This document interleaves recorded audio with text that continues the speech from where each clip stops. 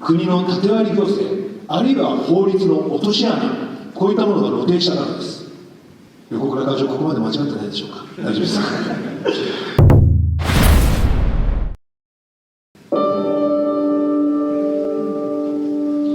2つ目のお話、ワンヘルスって一体何ねと。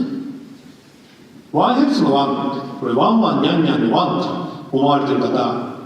決して少なくないようです。県議会議員も最初そうでした。しかしこれは、違います。正解はワンヘルスの理念である人と動物と環境、この健康は一つ、つまり一つの健康でワンヘルスであります。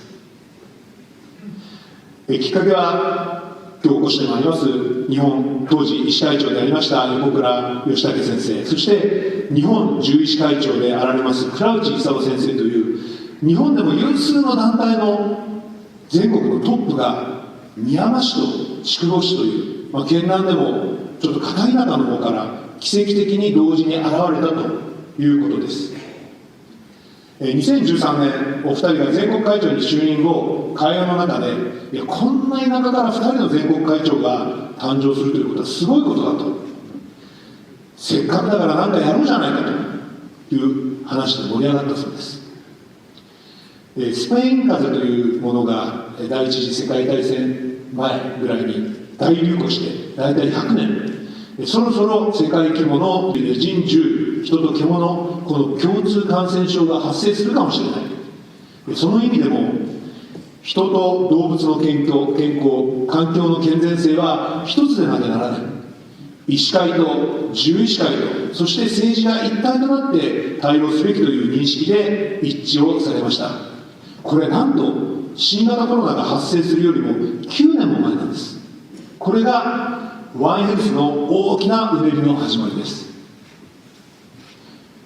横倉課長、ここまで間違ってないでしょうか。大丈夫ですか。その後2016年北九州市でワンヘルス国際会議が行われ、当時日本医師会長の横倉義武先生と日本獣医師会長である倉内勲先生が主導し、人と動物と自然の健康は一つという理念のもと、ワンヘルス福岡宣言というのがなされまして、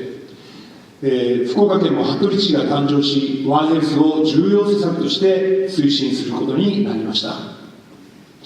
新型コロナが流行したこともあり、この動きは福岡県にとどまらず、昨年10月の参議院議員予算委員会では松山正治参議院議員が岸田総理に直接質問し、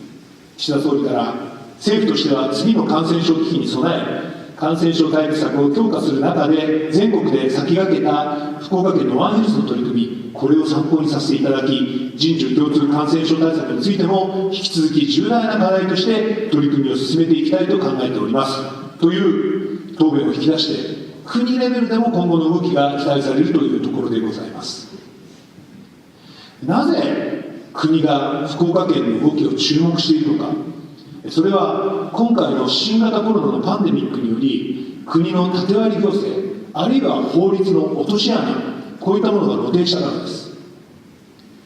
例えば人間、感染症などが流行ってくると感染症法という法律があります。そしてどういう感染症がどこで流行っているかというのは保健所が把握をしています。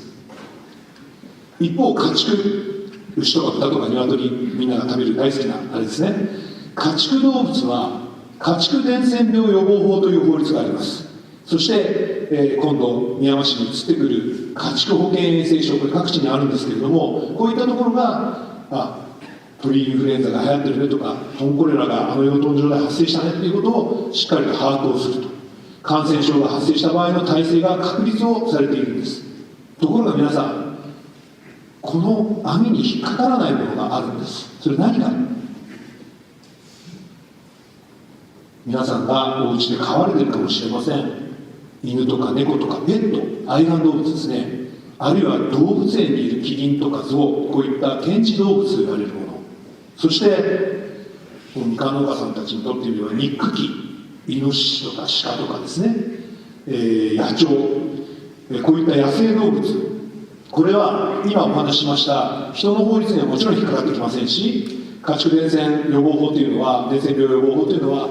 家畜に対する経済動物に対する、法律でございますので、こういったペットや、野生動物を管理統計するという仕組みが全くできておりません。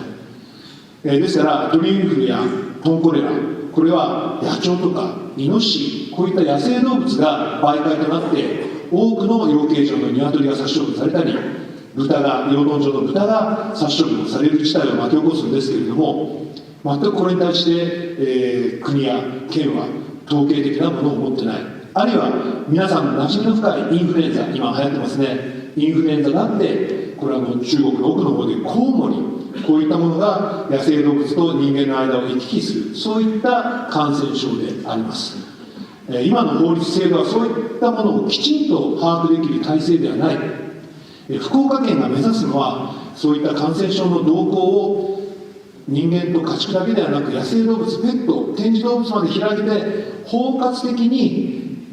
しっかりと把握をして、ワンヘルスセンターで、把握をして、人と動物の健康を守る、こういった新たな試みを県独自で始めると。これがワンヘルスセンター、ワンヘルスの大きな役割の一つとなります。全部は話していませんけれども、こういった具体的なお話があるということをぜひご理解いただければというふうに思います。これが2つ目のお話です。